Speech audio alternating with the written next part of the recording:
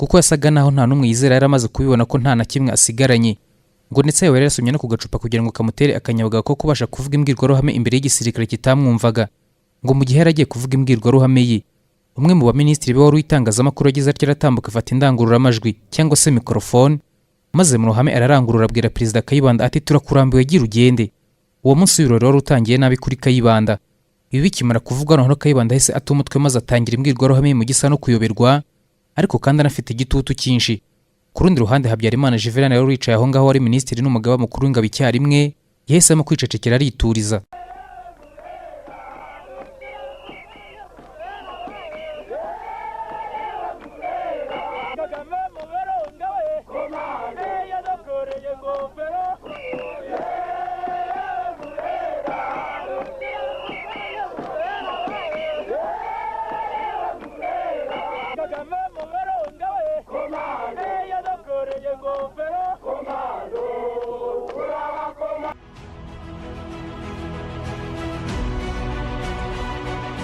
Iyi video dutangiranye ni ya Perezida Gregory Kayibanda. Aha ni mbere yuko atega umutego mutindi no wazari inshuti ye magara nonsige waje kugira inyota y'ubuyobozi maze akamuta kwa Kajwi yiga.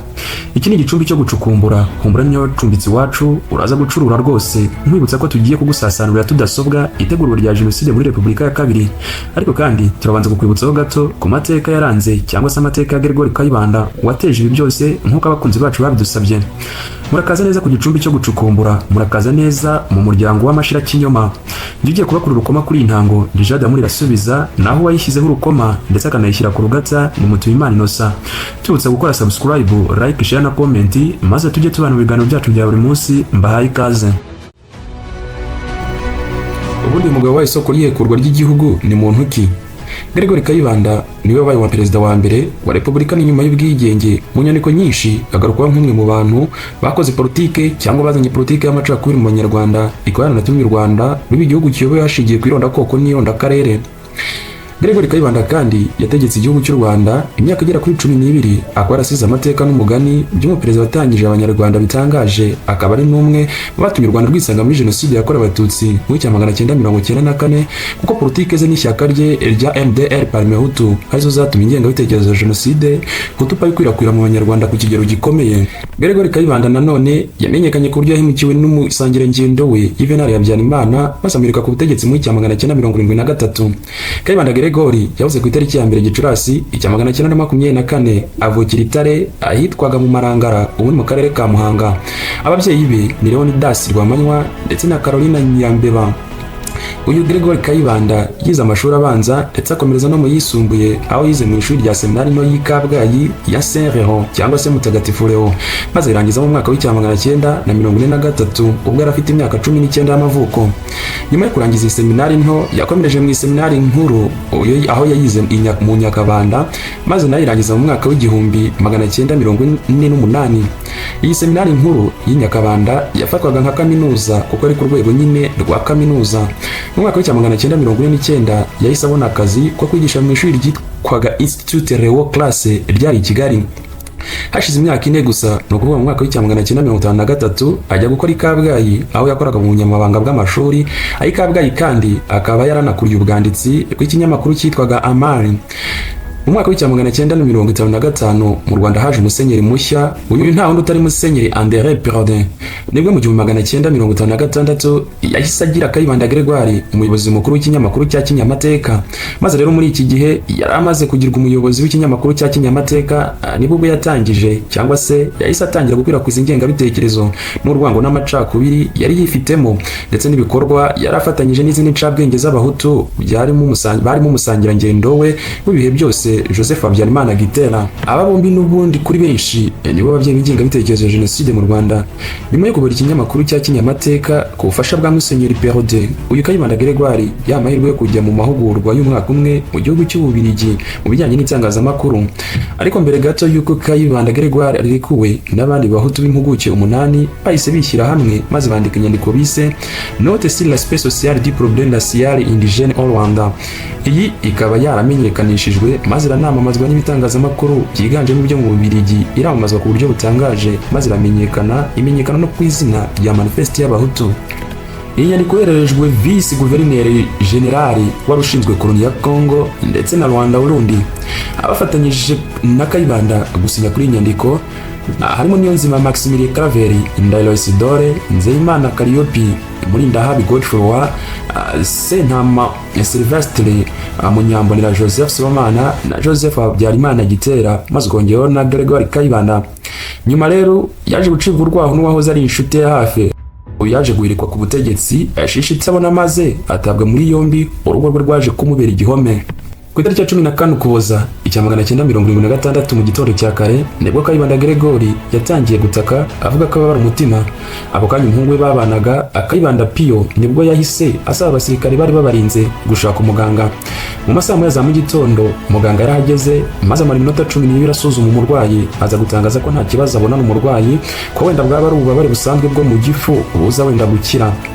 Ako kanya bahise bajya kumugurira imiti bisanzwe muri farumasi, arayifata ariko Kayibanda gumongo n'ububabare.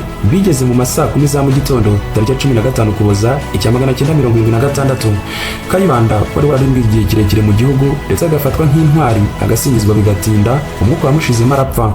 Aha twavugaga amateka y'uyu mugabo wabaye umusemburo w'ingengabitekerezo ya jenoside, ariko reka dushinge umwotso mbere gato mu 1973 ubwo Habyarimana yafataga ubutegetsi maze abwira abaturage bya Rureshwa ko agiye gukuraho imidugararo mu gihugu, ariko n'ibyaha bine by'impyisi mahuma yambaye uruhu rw'intama.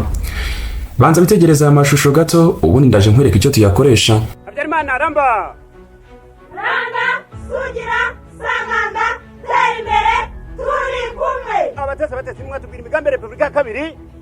Twese bamilitante n'abamilita turashimira nyakubahwa Generali Major Habyarimana Yuvenali, uwo mubyeyi udahwema kuduha inama, umubyeyi wari ukuye ahaga ijoro ribigize maze umujinya urashira aduha amahoro. Amahoro yuguruye amarembo agenda amahanga, inshuti ziba nyinshi ziraruka. Turarushaka umugambi wa Mugoma, Mugoma yaje ari icyuzuza muvomiti, nanze amatiku na politike, nanze ubwironde bya bamwe, nanze ivangura ry'amoko, iterabwoba simbishaka, nanze uburaya n'ubwomanzi aribwo bukurura ubuhanzi, ubwicanyi hagati y'abana b'u Rwanda. Muvomiti, urubyiruko mwese muhawe umunani mu gihugu no ku isi hose, mwahawe muri 1985. Habyarimana ati niyo Mugoma n'inkingi z'igisenge cyarenzweho n'umurayi, n'inzira igendwa n'abayirinda n'abayinyura bahekenya amenyo, abo ntibashaka. Ati Mugoma n'ubwato twese twibumbiyemo turi umutwe umwe rukumbi, maze rukatwambutsa iriya nyanja twari twaraheze. Bamilita iyo nyanja mwarayambutse?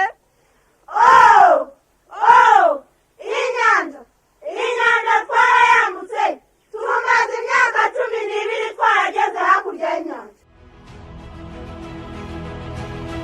Mu gihe cya Repubulika ya Kabiri mu Rwanda iyobowe na Juvenal Habyarimana kuva mu 1973 kugeza mu 1994 hagaragaye ibikorwa byinshi byubatse mu buryo buhoraho biganisha ku itegurwa rya jenoside yakorewe abatutsi. Ibi bikorwa ntibyabaye mu buryo bw'impanuka, ahubwo byari igice cya politike n'imiyoborere y'igihugu, maze bigaragara mu mategeko, mu mitekerereze y'abaturage no mu mikorere y'inzego za leta. Uruhererekane rw'ibikorwa rwagiye rugaragara mu bice byinshi by'igihugu birimo Kigali, Gisenyi, Ruhengeri ndetse na Byumba. Ibi bikaba byerekana ko ari gahunda yari ifite imizi mu gihugu hose nk'uko De Forge na Prunier babigarukaho cyangwa se babivuga. Repubulika ya Kabiri yatangiye nyuma ya kudeta yo mu 1973 yazanye ku butegetsi Juvenal Habyarimana. N'ubwo ubutegetsi bwe bwatangiranye ubutumwa bwo kugarura ituze, bwaje gukomeza ndetse no gushimangira politike y'ivangura yari yaratangiye mu bihe byabanje. Leta yashyize imbere ihame ryiswe équilibre ethnique et régional, rivuga ko amoko n'uturere bigomba guhagararirwa mu buryo bungana, ariko mu by'ukuri yakoreshejwe mu guheza abatutsi mu nzego nyinshi z'igihugu nk'uko Mamdani abitangaza. mu mashuri makuru yisumbuye abatutsi bashyirirwaho umubare ntarengwa mu kazi ka leta cyangwa se mu bikorwa bya leta bakagorwa no kukabona cyangwa se kubona imyanya ndetse no mu buyobozi bagumishwaga inyuma. Ibi byubakaga imyumvire y'uko abatutsi ari abanyamahanga cyangwa se kandi batagomba kugira uruhare rungana n'abandi mu gihugu. Uko imyaka yagiye ishira, iyi politike yagiye ituma urwango rwigarurira imitima y'abaturage buhoro buhoro, bityo ikaba imwe mu nkingi cyangwa se ikaba imwe mu kintu cy'ingenzi cyane cyateguye cyangwa se kigaragaza itegurwa rya jenoside. Mu myaka y'Icyamagana 1980 cyane cyane Icyamagana 1990, leta n'abayishyigikiye bakoresheje itangazamakuru mu gukwirakwiza ingengabitekerezo n'urwango.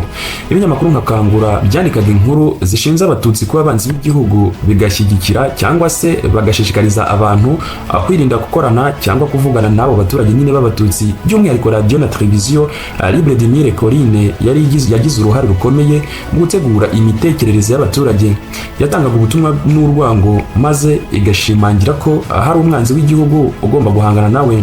Iyi radio kandi yakoreraga cyane cyane mu mujyi wa Kigali cyangwa se i Kigali, ariko ubutumwa bwayo bukagera mu gihugu hose.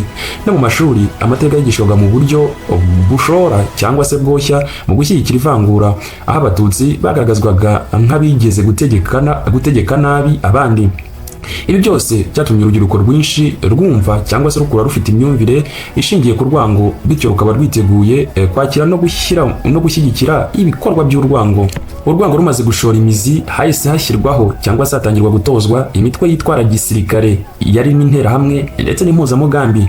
Mu rwego rwo gushyira mu bikorwa umugambi wari uri kubakwa, hahise hashyirwaho umutwe w'urubyiruko witwaga interahamwe wari w'ishyaka rya MRND ndetse n'impuzamugambi w'ishyaka rya CDR nk'uko bigaragara muri aya mashusho.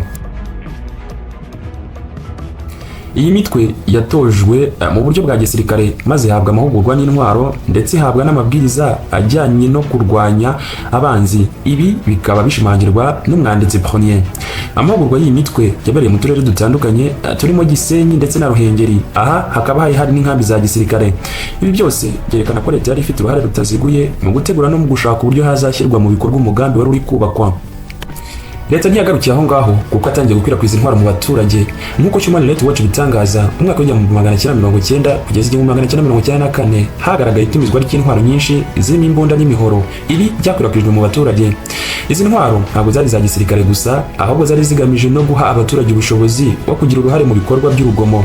Mu bice birimo Kibungo ndetse na Gitarama, abaturage bahaye intwaro ku buryo bworoshye. Ibi byagaragazaga ko ari gahunda yo gutegura abantu benshi bashobora kugira uruhare mu bikorwa byari biteganyijwe.